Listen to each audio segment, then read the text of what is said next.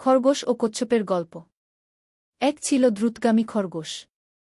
সে নিজেকে খুব চালাক মনে করত এবং সব সময় তার ধীরগতির জন্য কচ্ছপকে নিয়ে হাসাহাসি করত। কচ্ছপটি ছিল শান্ত স্বভাবের এবং খুব পরিশ্রমী। খরগোশের অহংকার দেখে একদিন কচ্ছপ তাকে বলল, আমি তোমার সাথে দৌড় প্রতিযোগিতায় নামতে চাই। খরগোশ কচ্ছপের এই কথা শুনে হাসতে হাসতে প্রায় গড়িয়ে পড়ল। সে বলল, আমার সাথে দৌড়াবে তুমি? হা হা হা।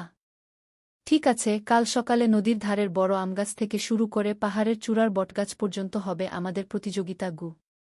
পরদিন সকালে প্রতিযোগিতার দিন ধার্য হল।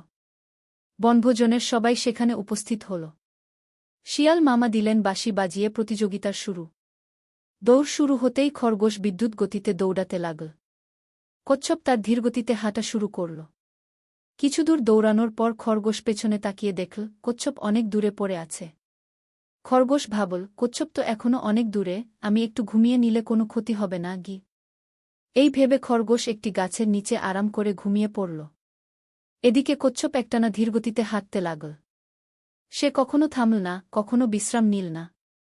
সে খরগোশকে ঘুমিয়ে থাকতে দেখল, কিন্তু তার দিকে কোনো মনোযোগ না দিয়ে সামনে এগিয়ে গেল। যখন খরগোশের ঘুম ভাঙল তখন সূর্য প্রায় অস্তাচলে। সে তাড়াতাড়ি উঠে দৌড়াতে শুরু করল। কিন্তু পাহাড়ের চূড়ার কাছে গিয়ে সে দেখল কচ্ছপ বটগাছের নিচে পৌঁছে গেছে এবং বনভোজনের সবাই তাকে অভিনন্দন জানাচ্ছে।